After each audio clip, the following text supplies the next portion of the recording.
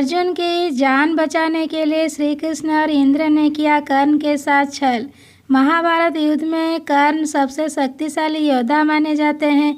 वह दुर्योधन अर्थात कौरवों की ओर से लड़ रहे थे। कर्ण को किस तरह से काबू में रखा जाए यह कृष्ण के लिए भी चिंता का विषय हो चला था। लेकिन कर्ण दानवीर, नैतिक और संयमशील व्यक्ति थे। ये तीनों ही बातें उनके विपरीत पड़ गई। कैसे?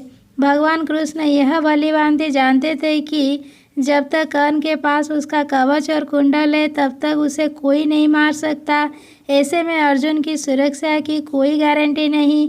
उधर देवराज इंद्र भी चिंतित थे क्योंकि अर्जुन उनका पुत्र था। भगवान कृष्ण और देवराज इंद्र दोनों जानते थे कि जब तक कर्ण के पास पैदाइश, कवच और कुंडल है वह युद्ध में अजय रहेगा। तब कृष्ण ने देवराज इंद्र को एक उपाय बताया और फिर देवराज इंद्र एक ब्राह्मण के वेश में पहुंच गए कर्ण के द्वार। देवराज भी सभी के साथ लाइन में खड़े हो गए। कर्ण सभी को कुछ न कुछ दान देते जा रहे थे। बाद में जब देवराज का नंबर आया तो दानी कर्ण ने पूछा, विप्रवर आज्ञा कीजिए, किस वस्तु की अभिलाषा लेकर आए हैं?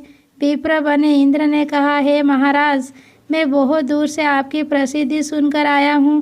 कहते हैं कि आप जैसा दानी तो इस धरा पर दूसरा कोई नहीं है।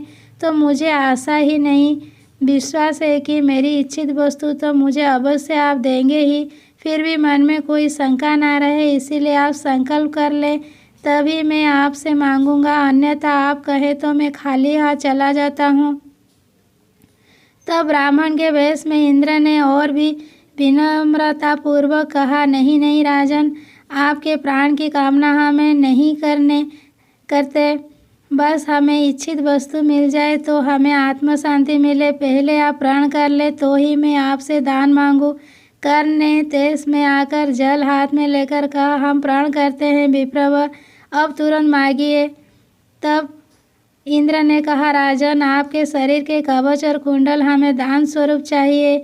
एक पल के लिए सन्नाटा छा गया। कर्ण ने इंद्र की आंखों में झांका और फिर दानवीर कर्ण ने बिना एक क्षण भी गवाए अपने कवच और कुंडल अपने शरीर से खंजर की सहायता से अलग किए और ब्राह्मण को सौंप दिए। इंद्र ने तुरंत वहां से दौड़ी लगा दी और दूर खड़े रथ पर सवार होकर भाग गए, इसीलिए कि कहीं उनका राज खुलने के बाद कर्ण बदल न जाए। कुछ मील जाकर इंद्र का रथ नीचे उतरकर भूमि में धंस गया। तभी आकाशवाणी हुई, देवराज इंद्र, तुमने बड़ा पाप किया है। अपने पुत्र अर्जुन की जान बचाने के लिए तूने छल पूर्वक कर्ण की जान खतरे में डाल दी है।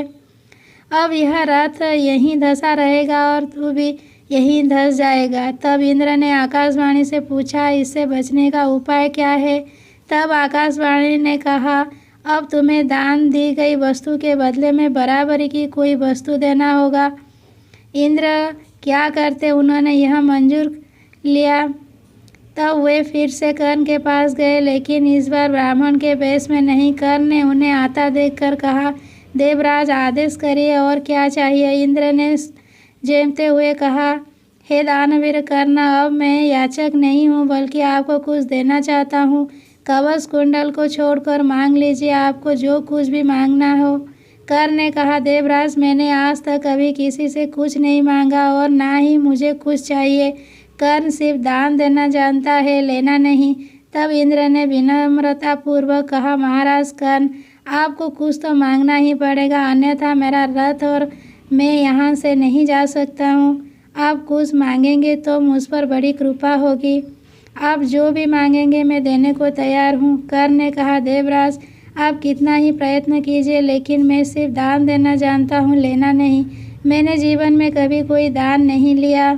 तब लाचार इंद्र ने कहा, मैं यह वज्र रूपी शक्ति आपको बदले में देकर जा रहा हूँ।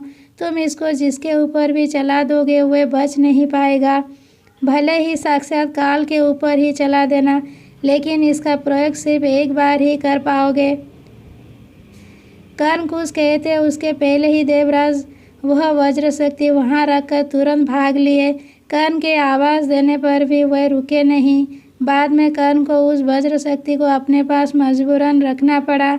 लेकिन जैसे ही दुर्योधन को मालूम पड़ा कि कर्ण ने अपने कवच कुंडल दान में दे दिए हैं, तो दुर्योधन को तो चक्कर ही आ गया। उसका हस्तिनापुर का राज्य हाथ में जाता लगने लगा। लेकिन जब उसने सुना कि उसके बदले वज्र शक्ति मिल गई है तो फिर से उसकी जान में जान आई। अब इसे भी कर्ण की गलती नहीं मान सकते, यह उसकी मजबूरी थी। लेकिन उसने यहाँ गलती यह की कि वह इंद्र से कुछ मांग ही लेता। नहीं मांगने की गलती तो गलती ही है। अरे वज्र शक्ति को 3 बार प्रयोग करने की इच्छा ही व्यक्त कर देता।